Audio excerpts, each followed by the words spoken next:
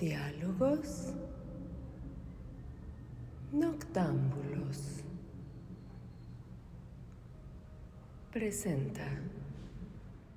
Empecemos. Vale. Bueno, pues muchas gracias eh, por asistir a esta nueva sesión del seminario, que sería ya la sesión de clausura de nuestro... ¿Es ya el tercer ciclo o es el cuarto? Ya no sé qué ciclo, el tercer ciclo. Vale. Seguimos sin estar muy seguras si habrá un siguiente ciclo, pues por carga de trabajo y tal, pero les agradecemos mucho que estén por acá.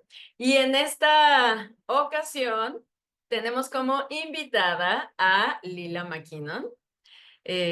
Aquí está, muchísimas gracias por estar aquí, Leela. Les platico, Leela es doctoranda en antropología evolutiva con sede en la Universidad de Toronto. A ella le interesa investigar la evolución del sueño humano y cómo la percepción de amenazas y las redes sociales dan forma a los patrones de sueño. Actualmente su investigación se centra en el sueño y los ritmos circadianos de las poblaciones indígenas en Guatemala y en México. Y el día de hoy nos viene a presentar precisamente lo que ha trabajado con poblaciones Wixárika, ¿no? De Guadalajara. Así es que estamos muy emocionados de escuchar los hallazgos de Leela. Gracias por estar acá, Leela. Muchísimas gracias a ustedes, Andrea y Federica, por organizar todo. Hablo español, pero voy a presentar en inglés porque hay muchos términos que es difícil presentar en español, pero me encantaría tener una conversación después en inglés o español. Pero sí, para decir que mi presentación va a ser en inglés. Entonces voy a compartir.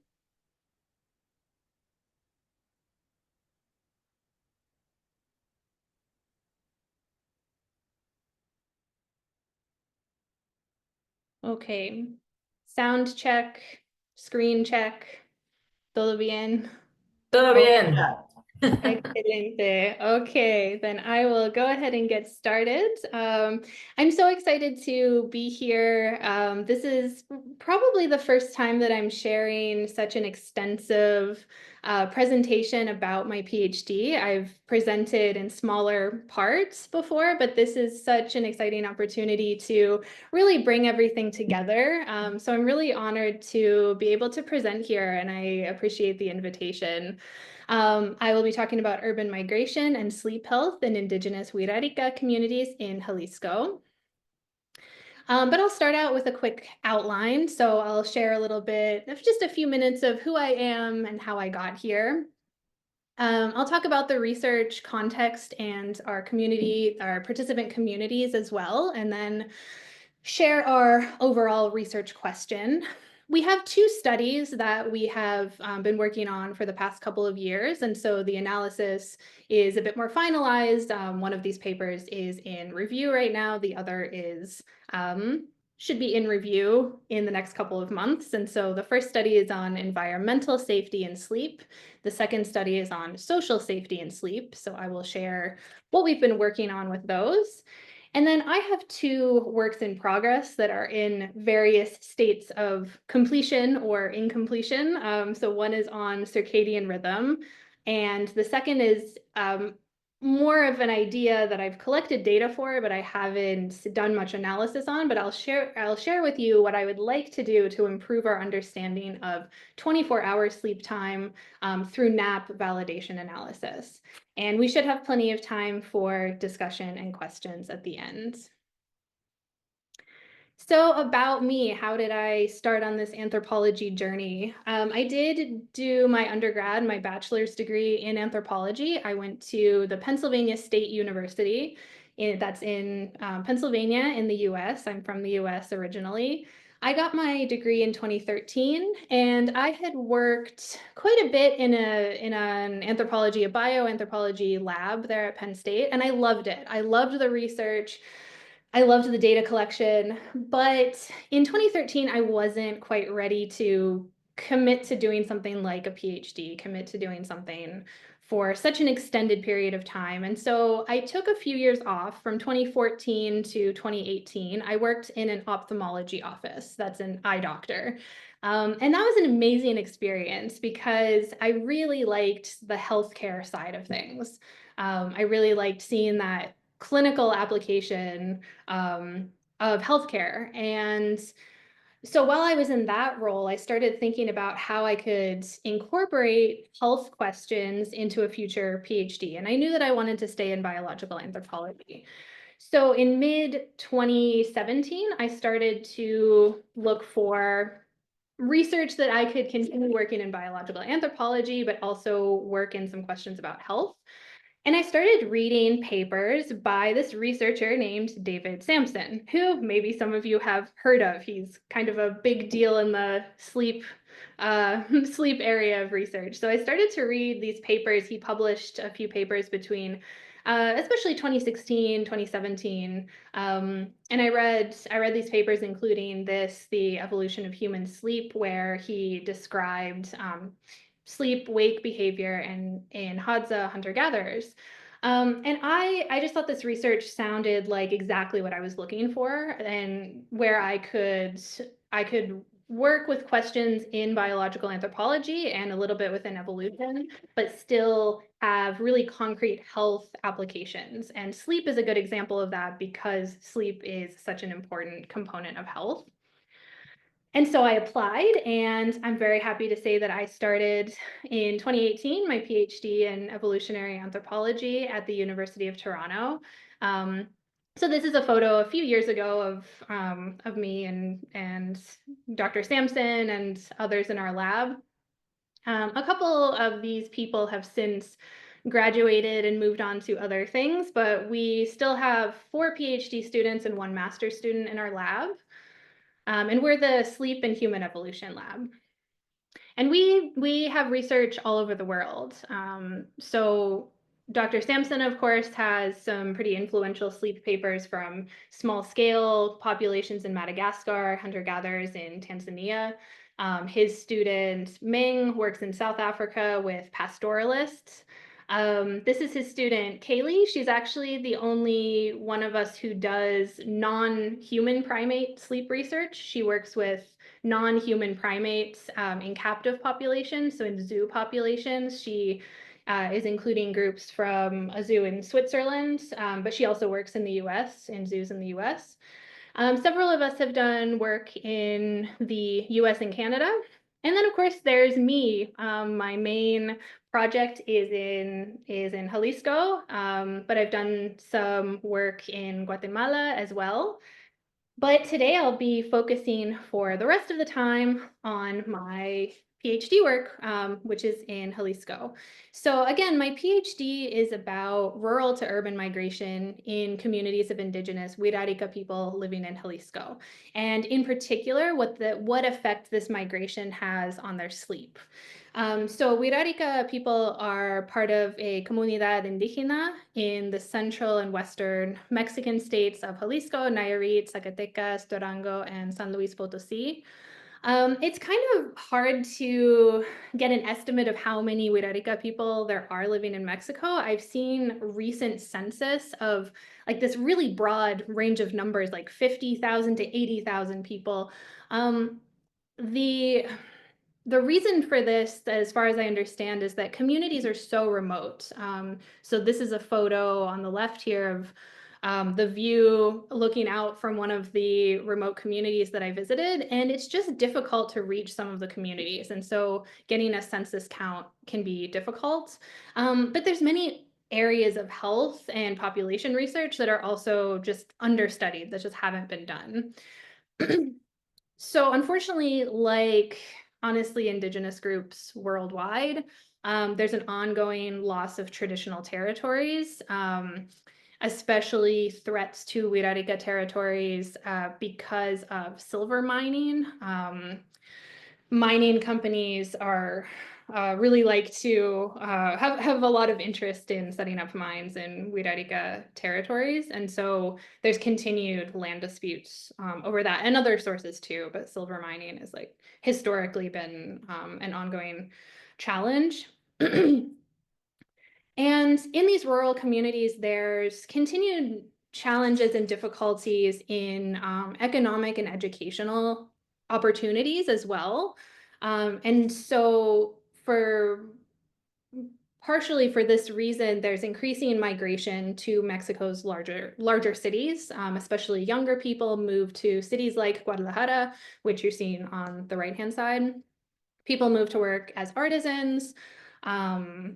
One of the areas that people work is making beaded jewelry, like my earrings that I'm wearing. I can't see my camera to see how effective this demonstration is, but this is an example, and I have some photos later as well. People also move to work as agricultural workers, so working in sugarcane fields in Nayarit, or if it's closer to Guadalajara and Jalisco, maybe in agave fields. And migration can be permanent. People do move their families and live in cities permanently, but it can also be temporary. People can come for a few months, a few years, and then move back to the mountains, or it can be seasonal, especially with farm working, move during certain seasons, go back to the mountains the rest of the time. So when people migrate, there's all kinds of factors that change in their living environments. So cities are notorious for round-the-clock lighting. So at night, there's all of this artificial lighting used and light all night long. It's noisier. There's more noise from traffic. Just in general, 24-hour activity. And then social factors can change too. So social networks, there can be a loss in traditional social networks. All of these things are documented to affect sleep. And so what we're really interested in as part of this project is what impact this has for Wixárika sleep health. When people migrate to cities, what is the effect on their health? I've been involved in this project pretty much since we started, certainly since we started with the data collection, and I became part of this project through my supervisor, David Sampson at the University of Toronto, and we work in collaboration with researchers at the University of Guadalajara, and then 2 universities in the US, collaborators from Florida State University and the University of Tennessee. And so under this general question of migration and sleep health, I'll show you again these 4 studies that fall under that general theme. So what effect does the safety of the living environment have on sleep? What effect does social interaction have on sleep? And then my first work in progress is urban migration associated with weakened circadian rhythms. And the second work in progress, how can we better quantify periods of rest that occur outside of the primary nighttime sleep period? The main method that I use is actigraphy. And so in the image on the right, you'll see approximately 70 actigraph wristwatches that we took to the rural field site in our last field season. These are watches that have small sensors in them, and people wear them just like normal wristwatches. They can wear them all the time. They're water resistant, they're very strong, and they generate quantitative measures about sleep. So things like sleep duration, sleep quality measures, including sleep efficiency, and also sleep timing. They can show when someone goes to bed and wakes up. And so you can get a lot of information, quantitative information about sleep. And that is the primary measure that I use. We also use surveys. So we collect data on subjective sleep, and the questions that we used for this study that I'm showing you were adapted from the Pittsburgh Sleep Quality Index.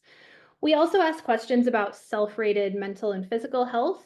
And we ask about a lot of social variables, which I'm not going to tell you about now because they're related to that second study that I'm going to present in a bit more detail.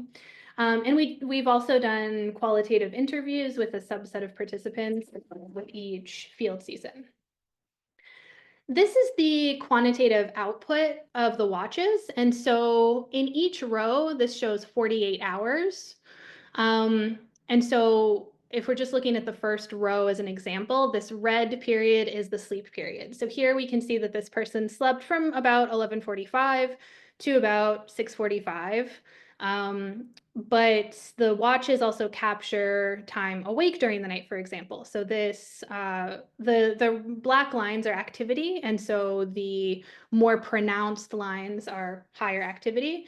And so it can detect sleep periods based on periods of low activity, and also the quality of that sleep period based on movement within the sleep period as well. The next day, we see this here, sleep time from about a little after midnight to about 6 a.m. And we collect data for up to about a month per participant. So it's each night is counted as a data point. Our study is a comparative project on sleep and health between two communities. So the first is a rural Wixárika town in northern Jalisco. It's right on the border with Nayarit. And it's in the municipality of Bolaños. A recent census that I read actually says that one of the highest concentrations of towns where Wixárika is spoken is in the municipality of Bolaños, where one of our sites is. And then the second site is with migrants who have moved to Guadalajara. We collected data over 3 field seasons. So 1 summer and 2 winter field seasons. In the urban site with urban migrants, we collected data in June 2022 and February 2023. We recruited a total of 66 people. And then we went to the rural town in March of just this year, just a few months ago, and we recruited 61 people. So I'll just start by showing you some of our descriptive statistics on sleep that we found. So we'll first just look at this sample column, which is the sample for the total sample of 127, both locations combined. So the age of our sample average is 33.64 years. Average time in bed is just about 8 hours. The actual sleep duration, so that's the time that's actually spent asleep. So I'll just zoom back to this. So here, for example, you can see that pronounced activity during the night. The actual sleep time would subtract that, it would subtract that from the time in bed. So it takes into account times where the participant would be awake in that sleep period. So actual sleep duration is about 6.25 hours. Sleep efficiency is the percentage of time spent asleep out of the total time in bed. That's just about 78%. Wake after sleep onset is the number of hours that someone is awake during that sleep period. So it's a measure of, it goes into a measure of sleep quality as well, another quantitative measure of sleep quality. And then I included our subjective survey measures on sleep quality. 68% of the sample say that their sleep quality is good or very good. 32% say it's bad or very bad. And then we have our descriptive statistics here by gender as well. So there really aren't any huge differences between time in bed and sleep duration. There are some differences on the sleep quality measures. Women show higher sleep efficiency than men, lower wake after sleep onset. But this is really interesting because actually when we ask about the subjective sleep quality, it's kind of flipped.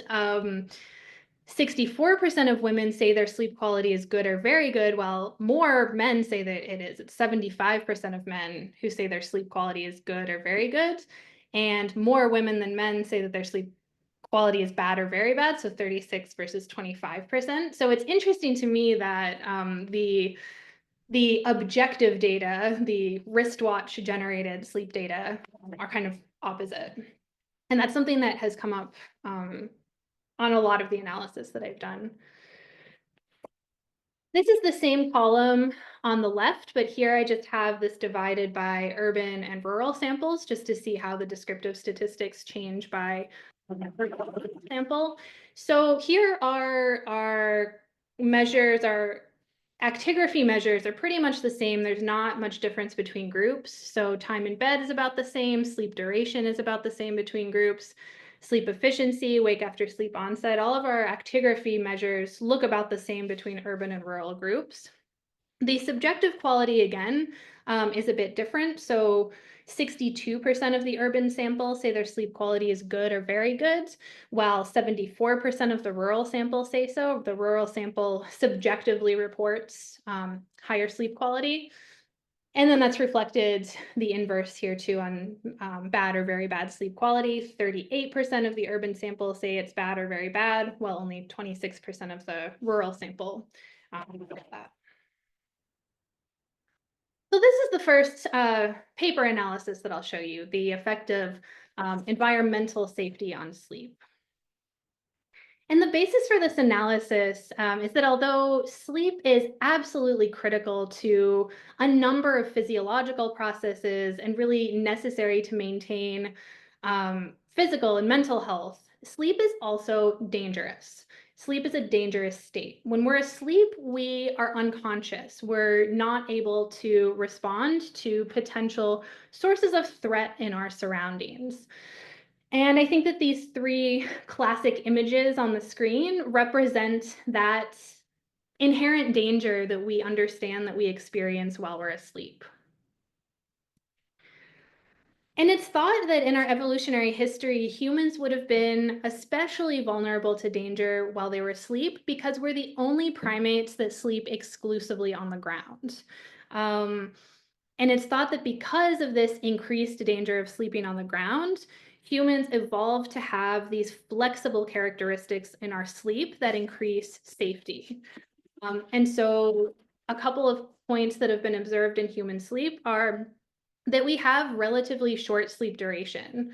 Compared to other primates, we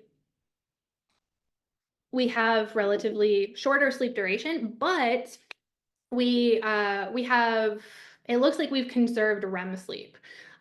So our REM sleep has not been decreased with the total amount of time that we sleep. And it's thought that this provides the necessary cognitive benefits that we need while sleeping, while also decreasing that relative danger that we're in while we're asleep. We've also observed diversity in group sleep timing. So this is where when people are sleeping in groups, there are some people that will stay awake while others sleep, and they're acting as sentinels or guards. This is thought to increase the total safety of the group overall. And this is something that David Sampson has written about in Hadza Hunter-Gatherers. And then there's also a sentinel function proposed for the REM sleep stage. This is a hypothesis proposed by Frederick Snyder in his paper Toward an Evolutionary Theory of Dreaming, where he proposes that the REM state serves a sentinel function, bringing about brief but periodic awakenings after preparing the organism for immediate fight or flight. Such a built-in physiological mechanism presumably would provide maximal security from external danger, compatible with minimal disturbance to the continuity of sleep.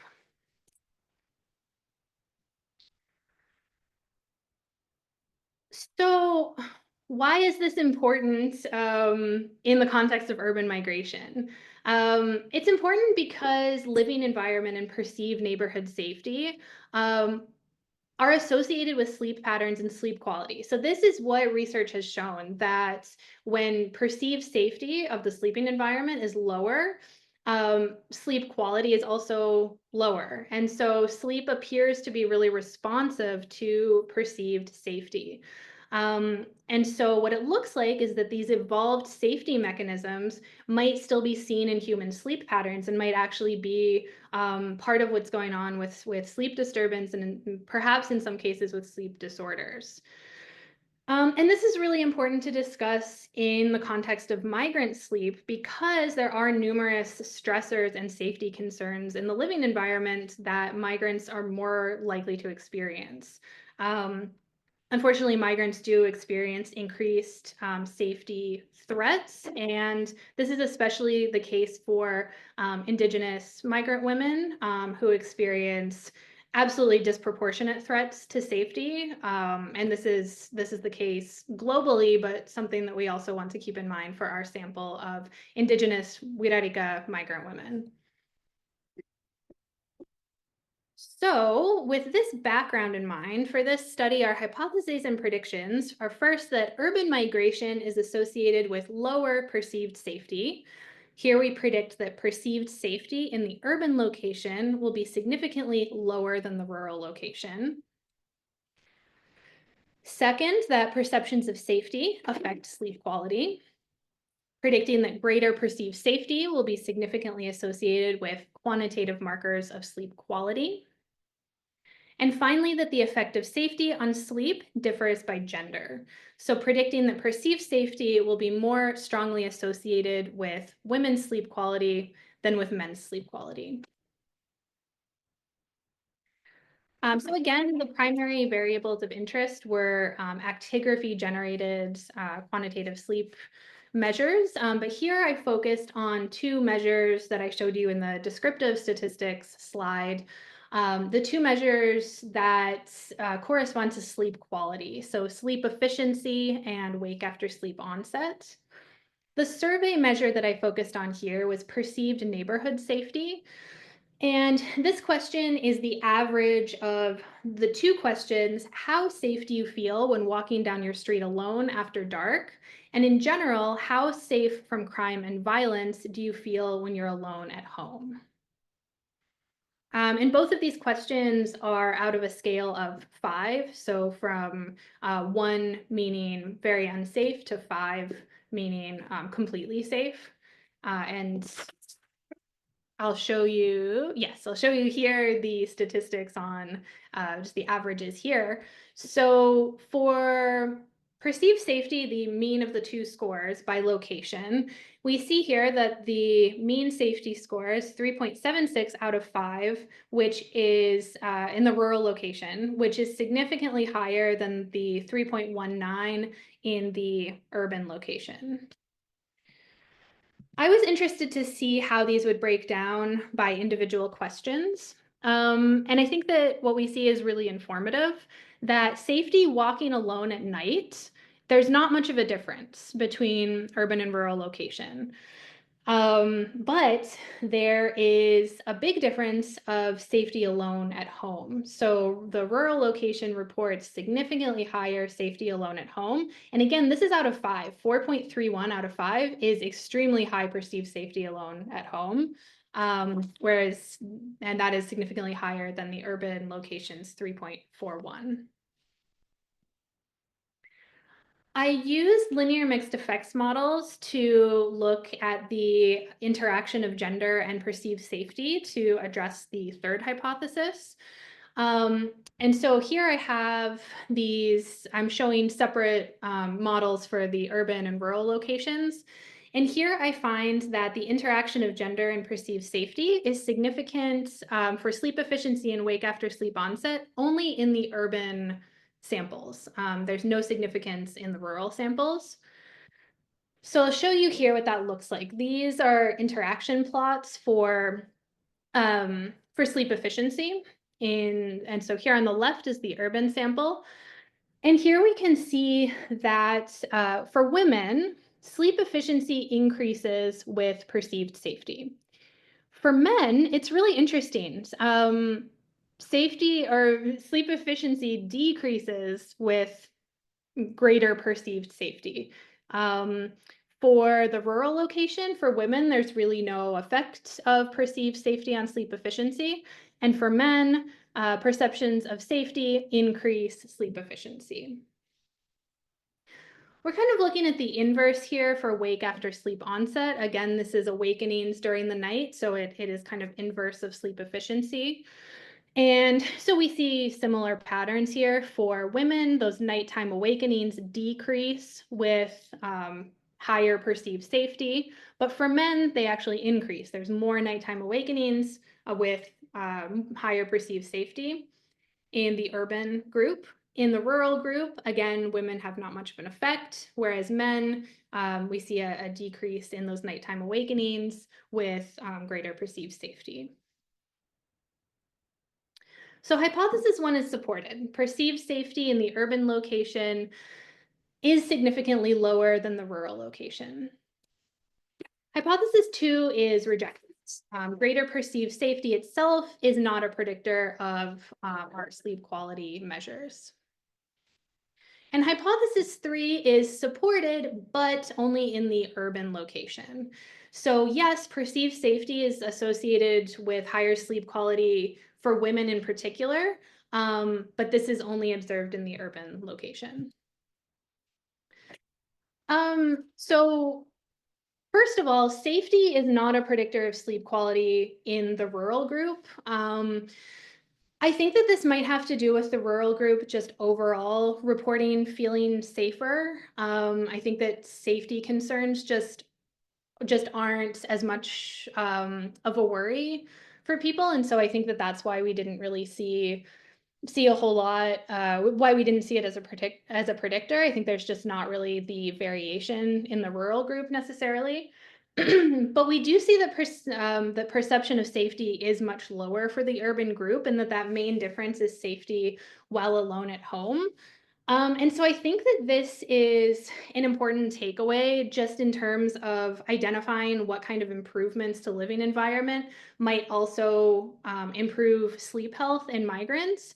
This is a really difficult kind of intervention. It's not something we can't just necessarily, produce an intervention that improves living environment safety, but it is a step closer to understanding an element of what could be affecting migrant sleep in Guadalajara, and especially women. So greater perceived safety is also associated with better sleep quality for women, but only those living in Guadalajara. And so that's also an interesting finding that I'm really interested in, because there's something going on with women specifically in the city where that greater perceived safety is having a stronger effect on their sleep. In the rural location, safety doesn't affect women's sleep quality at all. There's no association. And again, that probably comes back to just overall feelings of better security in that location. It's really interesting that the effective safety for men has opposite patterns between urban and rural locations, especially in the urban location, that perceived safety is actually associated with markers of decreased sleep quality. Like that really has kind of not made sense to me, but it's a pattern that kind of keeps showing up. It showed up in our first sample of our first urban sample, and then in the second urban sample, and combined, it is a pattern that I keep seeing. And so if anyone in the audience has ideas of why this might be, this could be a fun discussion point. But I think one thing that is possible is that when people feel safer, especially in their surroundings, it may mean that they can participate more in activities at night. So they may be able to go out more at night, have more social participation, their friends feel safer visiting them, perhaps. And so maybe these feelings of safety are associated with other activities that are promoted by a safer living environment that then have more of a detrimental effect on their sleep. There could also be economic explanations. Being able to afford living in a safer environment could mean that they have to work more, or wake up earlier to work multiple jobs. So I think there's a couple of explanations that once I've thought more about this and had more conversations about this, it it has started to make a bit more sense. In men in the rural location, their perceived safety is positively correlated with their sleep quality, and this is a pattern that is much more expected and is shown more in previous work. So that wraps up the first study. I'll move into the second study, which is talking about social safety and sleep.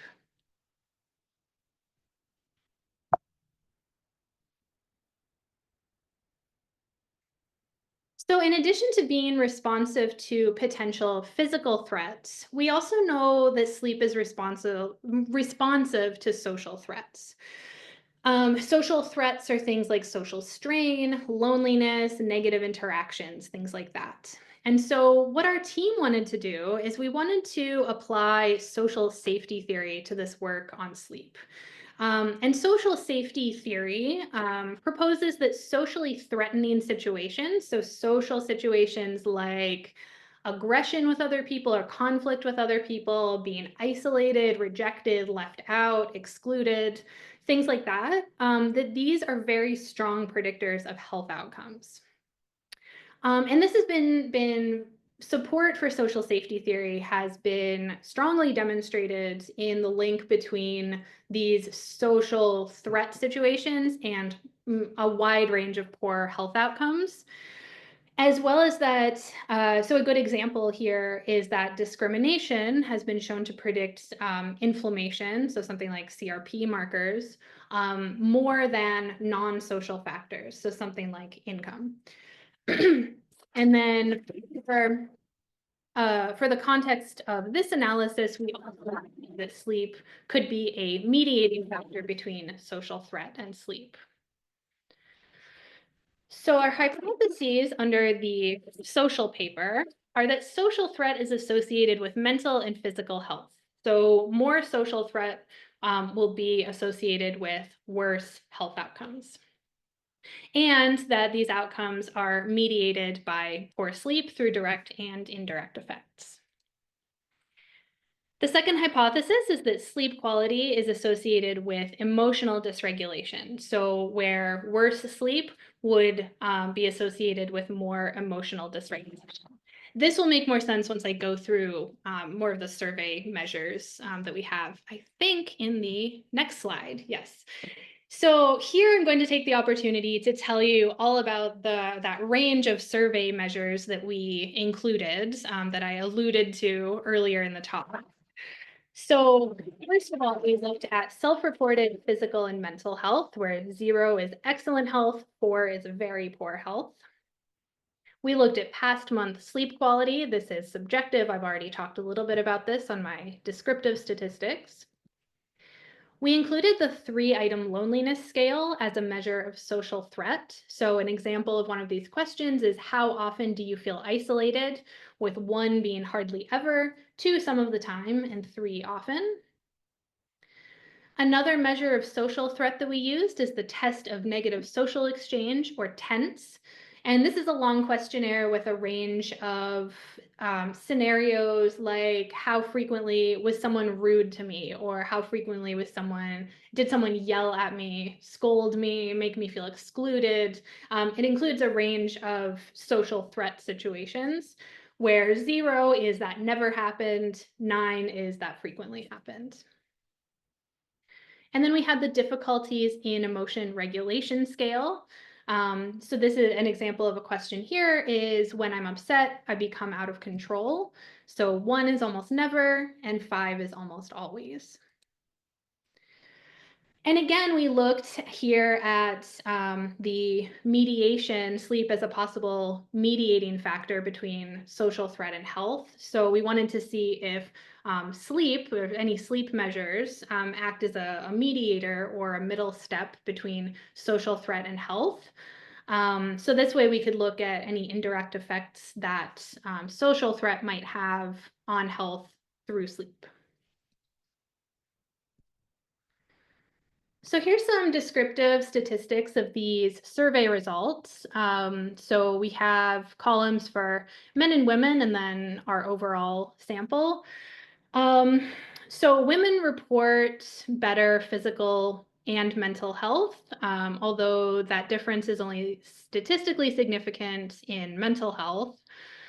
Women also report more negative social exchanges. They also report more emotional dysregulation and higher loneliness. Emotional dysregulation and loneliness are statistically significant. We really interestingly didn't find any statistical relationships with actigraphy. So that should say objective measures, not subjective. Apologies for the error there. This should say objective. We didn't find any statistical relationships with actigraphy. So that is something that I'll talk a bit about later, but the rest of these results will focus on the survey measures. In terms of negative social exchange and physical health, so we did find an indirect effect where negative social exchange is associated with worse sleep quality, and then sleep quality is associated with worse physical health.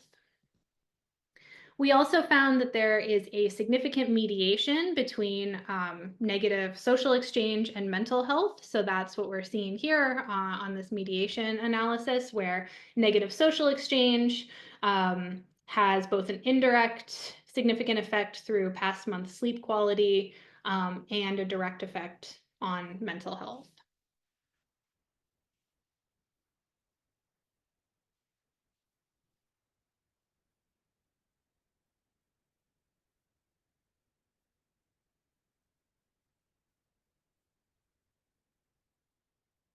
For loneliness, sleep quality, and health, we found that loneliness was associated with worse physical health and also worse mental health.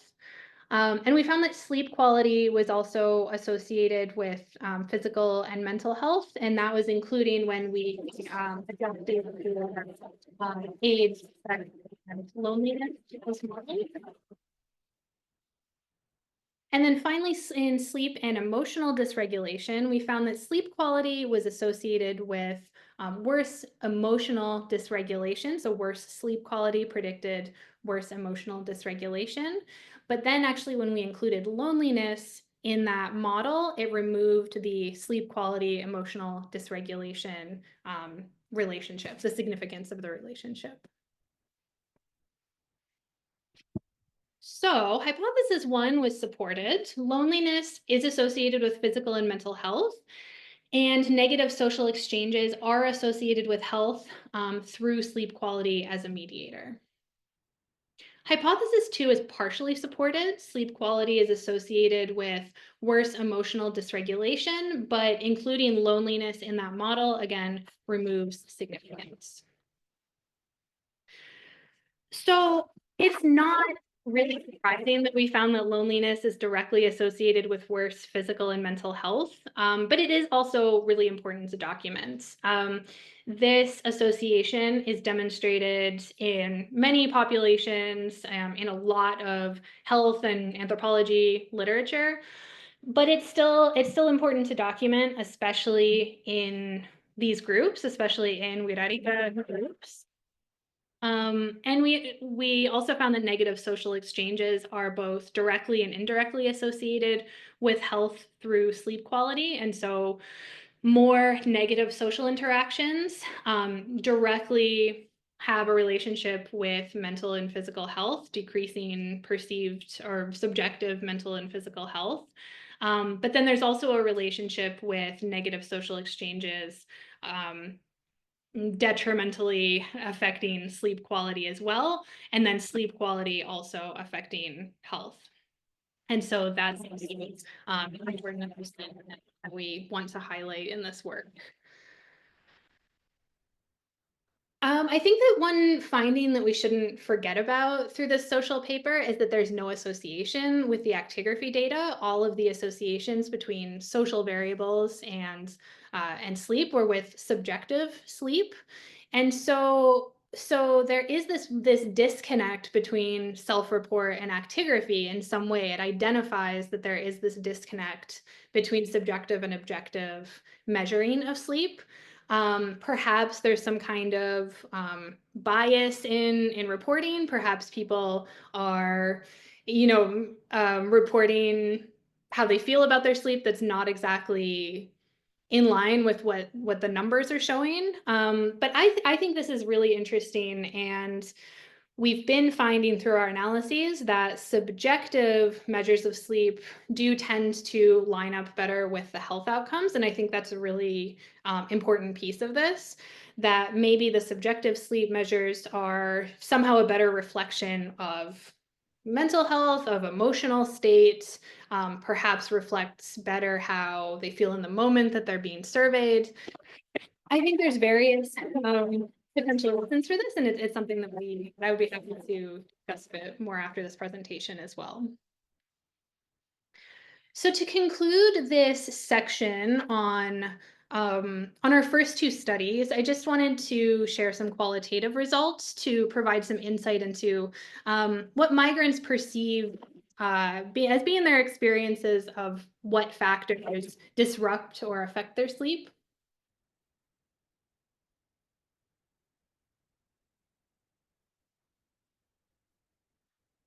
So these are results from qualitative work that we did, semi-structured interviews, and these are topics that came up in the course of normal conversation, interviews, semi-structured interviews, but also in response to questions directly asking what people think disrupts their sleep. And all of these quotes that I'm going to show are from migrants. So these are from people who have moved from the rural communities in the mountains to Guadalajara. And they're in Spanish because the conversations were in Spanish, so I did not translate them. So the first is: duermo muy tarde porque en donde trabajamos tenemos que entregar los viernes y a veces no me apuro en la semana y me apuro los últimos días para entregar a tiempo. The second is: una mala noche de sueño es un sueño corto. Cortos, sí. Luego que no me dejen dormir los vecinos con su música, todo el volumen. Una buena noche de sueño es que me duerma sin ruido. And finally, a veces no duermo por pensar muchas cosas. No me dan ganas de dormir por pensar en cómo estoy acá. A veces pienso muchas cosas. Pienso en mi familia de allá en la sierra. Sí, pues aún los tengo, gracias a Dios, me preocupan. Diario pienso en ellos. So those are some examples of themes that came up. Work responsibilities, noise in some cases, and a lot of anxiety and worries were mentioned frequently as sources of sleep disruption. Work responsibilities, so the need to find and keep work, almost everyone mentioned this. Anxiety and worries were often about work, or if it wasn't about work, it was about family who often had to be left behind in the rural communities, like we saw with the last quote. And then there were some mentions of noise. I think what these themes bring up to me is that these are factors that are really difficult to address. I mean, noise, maybe you can wear earplugs or something like that, but work responsibilities, anxiety, worries, these are much bigger, kind of more structural factors that have to do with economic precarity. And so these are, as I'm working through the results of this project, it's something that I think about a lot, like what we can actually offer in terms of anything helpful that we can contribute from this, because they are difficult things to address, and related to economic situations, which is not surprising given that these themes come from people who have moved for economic reasons. In the first analysis, we saw that women in Guadalajara are more affected by perceptions of safety in their living environment. And so I think that, to me, this brings up that women, especially migrant women, may be affected by intersecting vulnerabilities. So migrant women's safety situations in particular, but there's also factors, like childcare or other responsibilities that may make women more sensitive. Migrant women's sleep more sensitive to security contexts. And then in the second analysis, the social analysis, we've demonstrated those detrimental effects of loneliness on health, provided more evidence for the importance of social connection and inclusion. And so this work should really support calls to address Indigenous exclusion and discrimination that are unfortunately widely experienced by migrants moving to rural or urban locations, because these are established contributors to health disparities, and initiatives to address this exclusion and discrimination should really be part of promoting health in migrant populations. Okay, so I'm just going to take a quick look at my time. All right, I think I'm all right. So those are the two more complete studies that I just showed you. I have my 2 works in progress that I would like to share with you as well. And the first is about circadian rhythm patterns and sleep timing between these same populations, the rural and urban groups. So the rationale behind looking at circadian rhythm is that, first of all, the environmental stimuli. So in particular, the light-dark cycle, being exposed to sunlight during the day and darkness at night, is really important for supporting healthy circadian rhythms. So circadian rhythms being biological or behavioral patterns that follow a 24-hour cycle, and sleep, rest, activity patterns, and sleep are part of that. And so the idea for looking at this between rural and urban groups is that there is a ton of literature on the disruptive effect of electricity on circadian rhythms, and this evidence is really strong in small-scale groups who are transitioning more to using electricity. And so there's a lot of evidence where there's comparisons between 2 small-scale groups. One has access to electricity, one doesn't, that provides a really interesting comparative sample. The groups with access to electricity pretty consistently show delayed bedtimes. And so there's more and more evidence, especially as more of the world becomes electric and starts using artificial lighting. There's a lot of evidence that this will affect sleep and circadian rhythms. But also, I'll just note that while sunlight and the light-dark cycle are the strongest factors affecting circadian rhythm, social factors like occupation also influence circadian rhythm.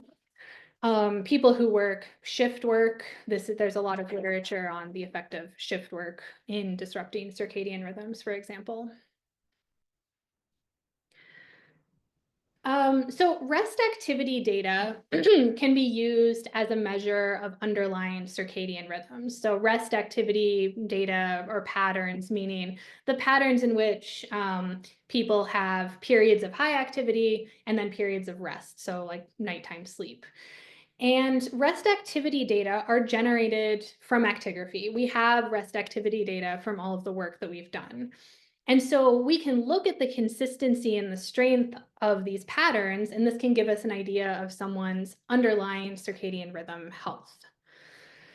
And so my hypothesis here is that urban environments disrupt rest activity rhythms.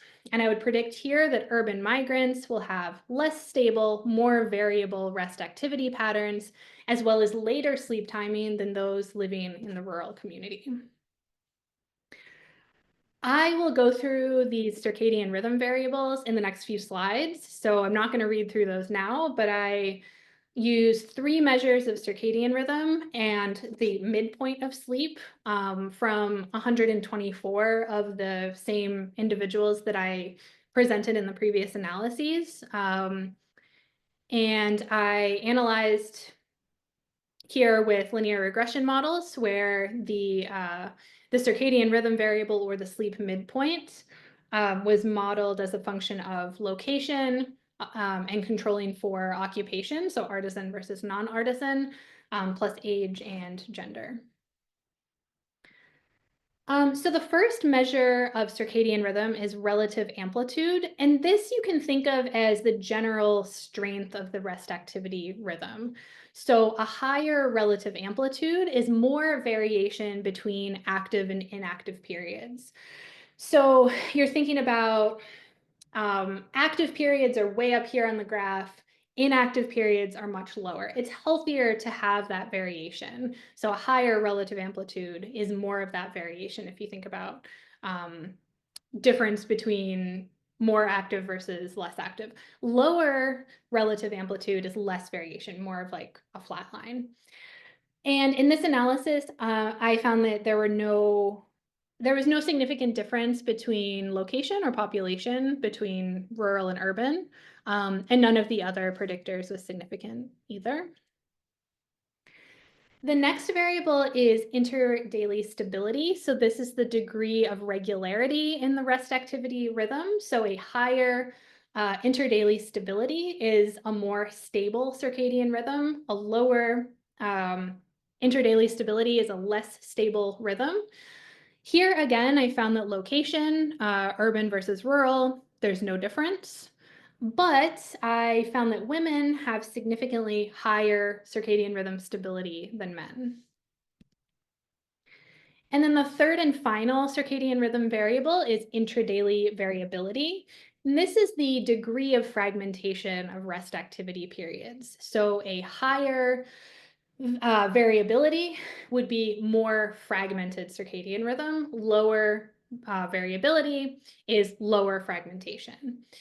And so here, again, there's no difference by population or location, no difference by urban versus rural. But I did find that people who work as artisans have significantly lower variability than those who work in other occupations. And then finally, central phase measure is what I use as a proxy of sleep timing, because central phase measure is the midpoint between fell asleep and woke up. And so it lets us know relatively later or earlier versus later sleep times. And so here, I did find that the urban group the sleep times are significantly later than the rural group. So overall, this is very preliminary, but my interpretation is that so far it looks like location, urban versus rural, is not a super significant predictor of rest activity, strength, stability, or fragmentation. So from this, at least at this point, it looks like urban migration may not be the most substantial factor affecting circadian rhythm. But there is significantly later sleep timing in urban locations, which is pretty consistent with other literature on sleep timing and urbanization. And so this could have to do with more use of artificial lights after dark that extends wake times, and people tend to go to bed later when they're using electricity and artificial lights. There could be more nighttime noise in the city that things don't really quiet down until a bit later. And there could also be social factors. There could be more social activity in the urban location, for example. And there is some evidence for social drivers of rest activity patterns. So for example, women have more stable rhythms, artisans have less fragmented rhythms. So understanding more about why we might be observing these social patterns is definitely one of my next steps. As well, I would like to incorporate more environmental factors, so things like day length and temperature, into my models. And hopefully I'll be presenting much more thorough results of this work at the Human Biology Association conference in March. I submitted for it. They have not told us the results yet, but I'm hoping to be sharing something early next year. The second work in progress here is really short. This is basically how I'm including this talk, but something that has come up through my analysis is this concern that we're missing important information about daytime rest or naps. And so I'm showing you this actogram as an example. We have, again, these red periods are nighttime sleep periods. Yellow is sunlight. Green, these green sections are all periods that the actigraphy software identified as naps. So we can see that this is a ton. This is an extreme example from my data, but it's not unusual. I see this quite a bit in the data where there are multiple naps throughout the day, at least naps that are detected by motionware software. So I think that this is really important because this participant, for example, if we're only reporting their nighttime sleep, they sleep about 7 hours on average. If we add their daytime naps, they sleep 10 hours over 24 hours. So it's actually, it can be a huge difference. And I think that so in this case, I don't think that this person is sleeping 10 hours. I don't think that they're taking that many naps during the day, but at the same time, I don't want to assume that they're taking no naps and miss important information on their daytime rest. And I think that what's going on is that more sedentary participant populations need different nap detection parameters. So I told you I'd show a picture of the type of artisan work that Wixárika migrants do. They work on these beaded artwork, and it's a lot of sedentary work. It's working at a table, sitting down. And so I think what's going on is that the actographs are detecting these periods of low activity as sleep when they're not actually sleep. And so I had participants towards the end of my last field season. I asked about 20 participants to fill out a daily survey that said if they answered the question about whether they took a nap that day. And so using their surveys, so like right here, for example, on Monday, June 20th, I could go back and see on their survey, did they actually take a nap here? And using that nap data, I want to develop better nap detection parameters, with the goal being to reduce false nap detections, but still identify actual naps. I've done zero analysis on this. It's just my preliminary observations, like actually just looking through the surveys. And I think that just adding a slightly higher nap threshold, so requiring a higher activity count to detect a nap, seems to do at least a better job of reducing those false nap detections. And so that is work that I'll be working on over the coming months as well. But kind of just to end this section, and also just to conclude the talk, I think it's really important to more accurately identify this contribution that naps have on 24-hour rest. And that's just from the perspective of better understanding diverse expressions of human sleep. Sleep studies have come a long way. There are more sleep studies and reports from diverse populations. That body of literature absolutely is growing. But it still seems to me that what we consider normal human sleep is still based on quite a limited representation of humans. And this is really important because health recommendations are based on this narrow view of typical human sleep. So we are told that sleeping 7 to 9 hours in a single consolidated sleep bout overnight is the healthiest way. There's kind of an implicit assumption that that is normal human sleep. And we know from other talks in this seminar series that that might not be the case. And so I think the first step in improving health recommendations for a more diverse representation of humans is to describe what human sleep actually looks like on a global scale. So I will conclude there by saying thank you all so much for attending, Andrea and Federica for organizing. My 127 Wixárika participants, they gave lots of time to the study. My co-authors, collaborators, and research assistants, and our very generous funders. And I'd be happy to take any questions, and we can continue talking in English or Spanish. I'll stop my screen so I can see everyone.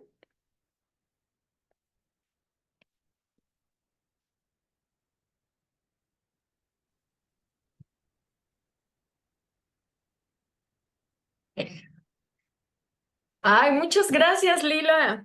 Me imagino que parte de esto es lo que presentaste en el Congreso de Medicina Evolutiva, ¿cierto? Cierto. Evolutionary Medicine, sí. Sí, Que me perdí. verano, sí, correcto. Sí. Sí, Sí. presenté la parte sobre percepciones de la seguridad y la calidad del sueño, sí. Sí, sí, sí. Pues muchas gracias, súper interesante. Qué pena que no pudimos hablar más en esa sesión. Tenemos que hablar. Pero, en fin, eso ya después. Ahora mismo, para esta sesión, no sé si tienen preguntas para Leela, que es súper interesante esta disparidad que se ha reportado en varios momentos. De hecho, tiene hasta un nombre. Le llaman como sleep misperception, me parece. Está el término que usan para la diferencia entre la medida objetiva de sueño y la medida subjetiva de sueño. Y pues está súper interesante lo que está haciendo Leela, porque es como esta sleep misperception está como, ¿cómo se llama? Esta percepción errada del sueño, ¿no? Puede uno estar variando según otros elementos sociales y ecológicos. Está súper interesante. Así es que no sé si ustedes tienen dudas al respecto. Bueno, que además es una parte chiquitísima, ¿no? O sea, muy chica. La otra parte de la variabilidad por género también es súper interesante. ¿Qué piensan al respecto? ¿Tienen sí, no sé, algún comentario? Anímense a preguntarle a Leela, que además está dispuesta. En español, en inglés, lo que sea. Sí, lo que sea. Para mí, mi percepción es súper interesante también en cuestión de género, que es muy estable mis observaciones que las mujeres dicen que su sueño, la calidad de su sueño es terrible. No, ellas no están contentas con la calidad de su sueño, pero al mismo tiempo los actígrafos dicen que es mejor que los hombres. Es como los hombres no piensan en, en la calidad de su sueño, no importa, pero la calidad es mucho más baja en los hombres, pero dicen que sí, todo está bien. Es muy interesante. Súper interesante. Yo encontré lo mismo en mi trabajo con adolescentes, ¿no? Que las adolescentas estaban durmiendo por más tiempo, tenían una mejor eficiencia de sueño y sin embargo cuando les preguntas si tienen problemas durante el sueño, ¿no? De insomnio o que se están levantando, muchas veces te dicen que sí, a comparación de los hombres que sí, casi no te dicen. O problemas en el día, somnolencia también en el día.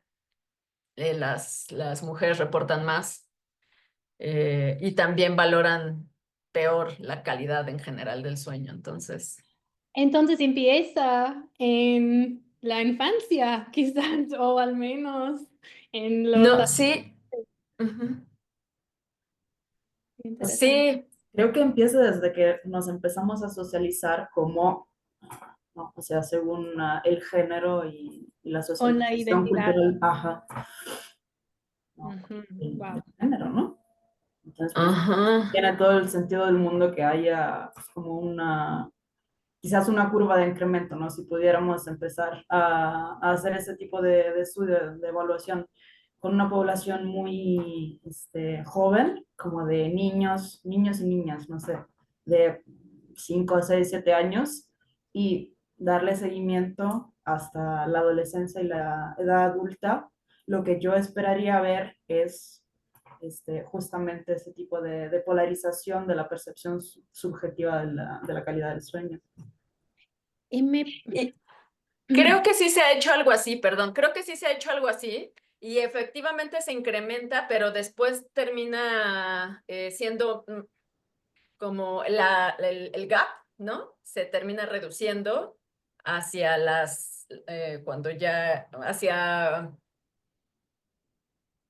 cuando ya eres mayor de edad, ¿no? ¿Con la O sea, menopausia? ¿En qué momento? No recuerdo. Es que estuve revisando estos textos porque estoy yo también trabajando sobre un artículo de esto. Entonces sí, me llamó mucho la atención. No hay mucha información al respecto, pero sí recuerdo que leí. Voy a revisar ese texto. Está muy interesante y te lo comparto, Lila. gracias. Sí, sería excelente. Yo no trabajo mucho en cuestiones de trastornos, pero en cuestión de lo que dijo Federica, me pregunto el efecto en la experiencia de trastornos de sueño entre mujeres y hombres y la relación entre cuestiones culturales, si todo empieza a 6 años, es muy interesante. No es mi campo necesariamente, pero no sé si ustedes... Sí, pero está muy interesante, o sea, porque pues ya ves que trabajo yo o sea, mi pregunta para ti sería, ¿por cuánto tiempo han estado estas comunidades o estas personas con las que trabajaste? ¿Cuánto tiempo llevan viviendo ya en la ciudad? Es decir, ¿migraron desde niños, chicos o ya como adultos? Porque creo que eso puede ser importante en cómo están pensando el sueño y cómo reportan la calidad de su sueño. Estoy pensando en los resultados de mi propio estudio, Ujú, donde los adolescentes de la Ciudad de México evaluaban muchísimo más bajo su sueño, a pesar de que las otras medidas las tenían más o menos igual o incluso eficiencia la tenían mejor. ujú, Eh, y pienso que posiblemente parte de esa diferencia tiene que ver con lo que la cultura esta del self-tracking que tenemos, ¿no? De estar pensando cuánto tiempo dormimos y nos estamos despertando y a eso le damos un peso muy grande. ujú. Eh, y en otros sitios no es así, ¿no? Pues sí, la primera parte, la mayoría son migrantes, se mudaron a la ciudad recientemente, digo, como en menos de 2 años, pero sí, tenemos esa información y podríamos incluir esos datos en los Ujú. modelos, el análisis. Am, ya no lo hicimos, pero es una buena idea. Pero tenemos datos cualitativos, también casi no compartí nada de los datos cualitativos porque necesito trabajar mucho más en ellos, pero Los migrantes, cuando hablan sobre su sueño en la sierra, Ujú. casi 100% dicen que es mejor en la sierra y sus, sus caras cambian. Cuando hablan de su sueño en la sierra, es como, es muy tranquilo, la paz allá, la familia está allá. Es una diferencia profunda de la experiencia. Y me imagino que los que se mudaron como niños no tendrían la misma percepción o la misma comparación entre la experiencia de dormir allá y dormir allá y aquí no, pero en ciudades en México. Ajá. ¿Y les preguntaste por qué sentían que dormían mejor allá, además de la familia y así? O sea, ellos te dijeron que era por su familia o es algo que tú concluyes? Ah, ¿Me puede repetir la pregunta? Sí. Perdón, estaba leyendo el comentario. Ah, claro, sí, sí, sí. Perdón, ya, y ahora leo el comentario. Que si tú les preguntaste por qué ellos sentían que descansaban mejor, Sí, ¿sí? Y sí, ellos te dijeron, ajá, ¿qué te ujú, dijeron? sí, les preguntamos en las entrevistas semi-structured, Ujú. semi-estructura, estructuradas, mi español a veces. Sí, sí, les preguntamos, pero el contexto depende en las otras cosas. No es en una entrevista con puntos, entonces no tenemos los datos exactamente iguales para todos, pero sí, Ujú. sí, sí nos dijeron que duermen mejor en la sierra, sí, tratamos de preguntarles por qué, por cuáles factores. Ujú. Ujú. Y siempre es que es más tranquilo. A veces dicen o dicen algo sobre que se sienten más seguro. No tenemos muchos datos que explícitamente dicen algo sobre la seguridad, pero algo así, con menos ruido, hay más familia que viven cerca. Algo así. A ver, ahora sí. Gracias, Lila. Nos pregunta Leticia Medina Campos, esa variación en la percepción de la calidad del sueño, ¿podría deberse a una diferencia en la educación? Es decir, que las mujeres sean educadas para ser más sensibles en general y por lo tanto ponen más atención a su sueño que los hombres.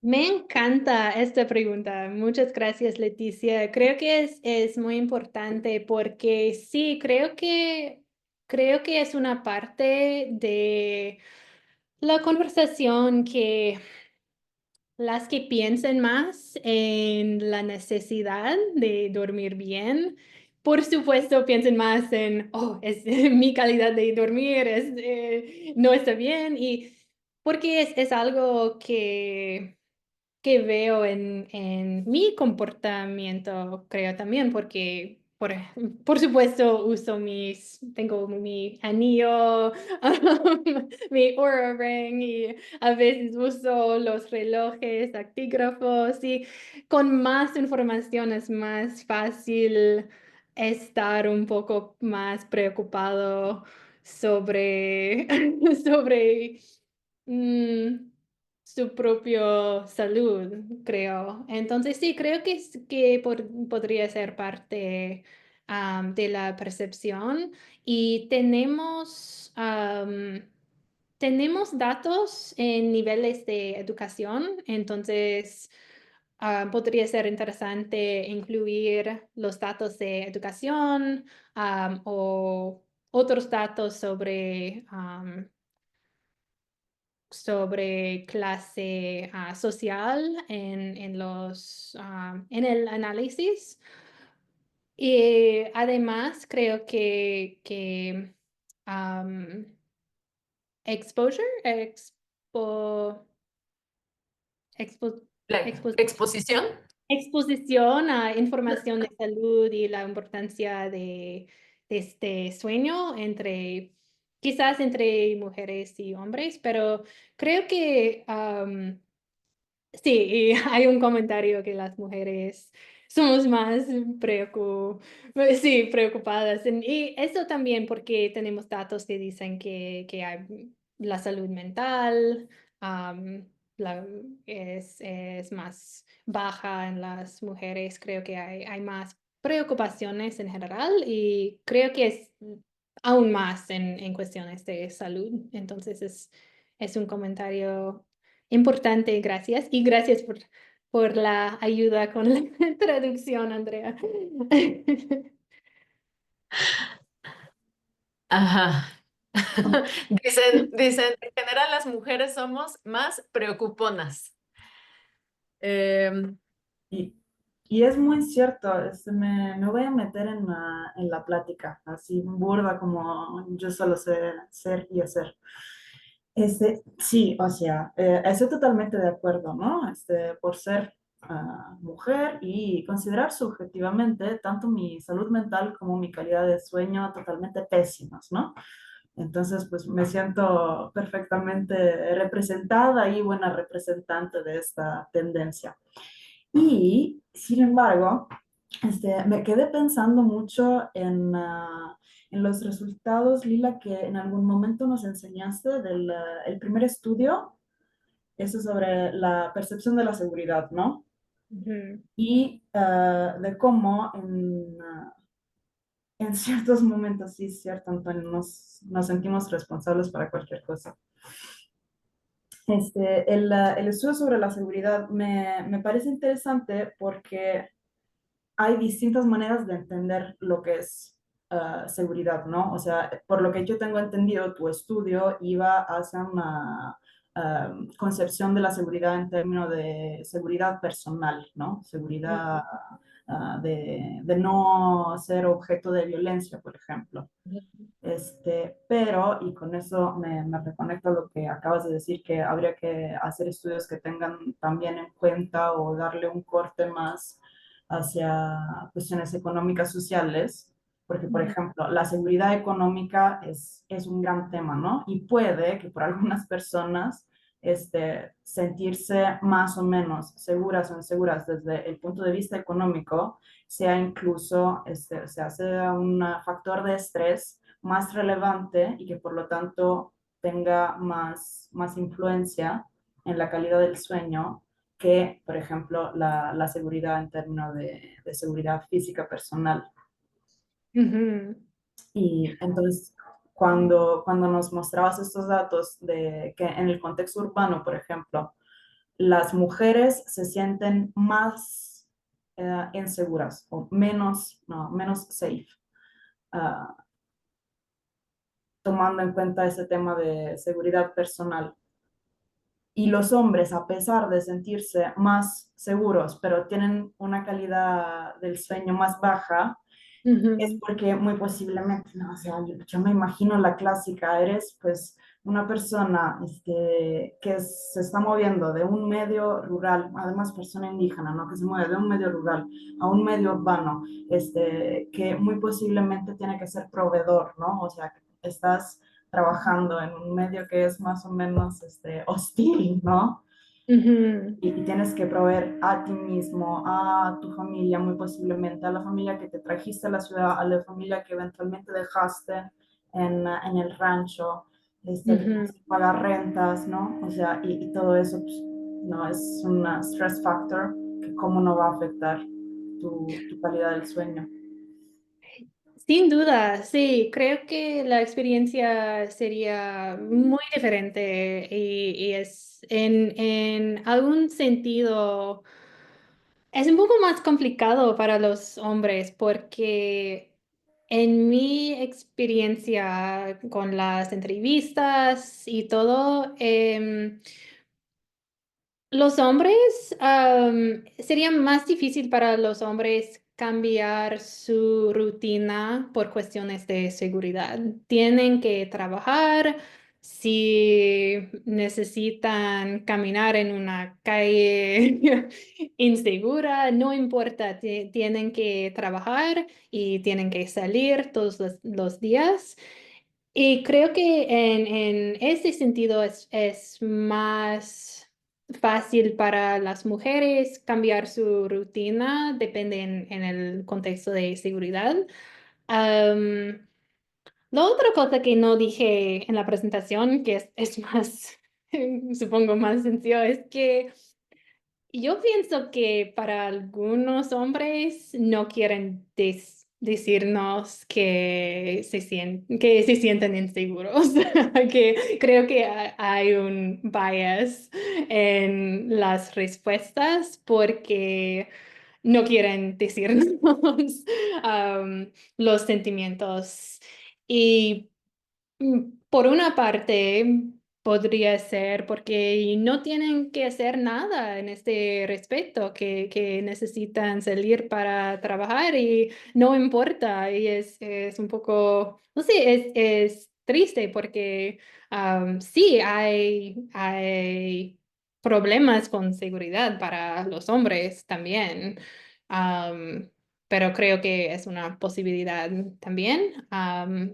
Porque creo que en nuestros datos, al menos en la muestra urbana, la respuesta mínima de seguridad es un 3, es neutral. Nada de los hombres nos dijeron que se sientan inseguros. Entonces es un poco, no sé, si es muy... No estoy segura que es toda la historia. Sí, tal vez, quién sabe. Eh, ya, algo tarde, ¿no? Pero no sé, cambiar la pregunta. ¿Crees que te sientes tú y crees que es un sitio seguro para ti y tu familia? No sé, como ampliarlo no solamente a él como individuo, ¿no? El participante, sino ampliarlo a su círculo para que no fuera nada más su respuesta representando su masculinidad, sino...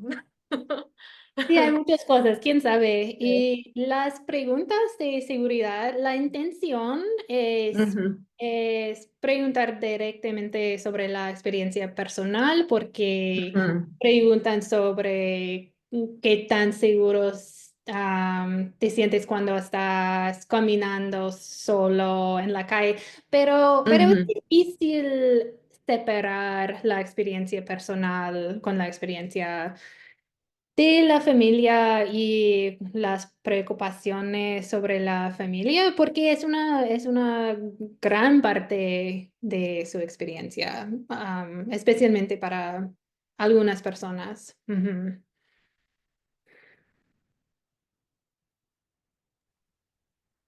Bueno, ay, sí. ¿Alguien más que tenga alguna duda, algún comentario? Eh, sí, ¿no? Aquí los esperamos. Lila, envidio muchísimo la cantidad de actígrafos con la que trabajan ustedes. ¿Cómo? Que envidio mucho la cantidad de actígrafos. Son de David, pero sí, yo también, porque en un año voy a ser independiente y no son míos. Sí. Justo, justo. Pero me da miedo viajar con 70 actígrafos. Me imagino, sí, Sí, sí, sí. A mí me daba miedo viajar con 15. Los llevaba en una... Ah, pues en este. Aquí los llevaba, aquí, ajá. Sí. Y sentía como que era como si llevara droga, una cosa así, así como que nadie lo vea, que nadie lo toque, es mío. Sí. Sí. Sí. Sí, exacto. Ay, Lila, pues ¿alguna? Perdón, ¿Federica? perdón, perdón. Antes de despedirnos, les voy a pasar la liga al formulario de Google para las asistencias. Ok, perfecto, Perdón, se cierto, me cierto. había pasado, como siempre. Ay, soy malísima para Ujú. eso. Muy queridos, muy queridas, ahí en el chat está la liga al formulario. El formulario ya está actualizado. Entonces, pues todas las personas que quieran recibir su constancia de asistencia al Sí. seminario, por favor, regístrense. Y bueno, no sé si alguien más tenga preguntas, pero yo sé que esta plática podría servirle en particular a Catalina, que tal vez tiene preguntas y no se ha animado a hacer, no sé. Si es que ahí sigue, ¿verdad? Pero sí, aprovecha, Catalina, porque no todos los días se puede hablar con Lila, ¿no? ¿Podría poner mi correo en el chat? Sí. Sí, me gusta estar en contacto si hay más preguntas y entiendo que la plática o platiqué en inglés pero me gustaría hablar más en español sobre lo que sea. Lo que No sea. puedo escribir y hablar al mismo tiempo, entonces. Sí, sí, sí, sí, sí.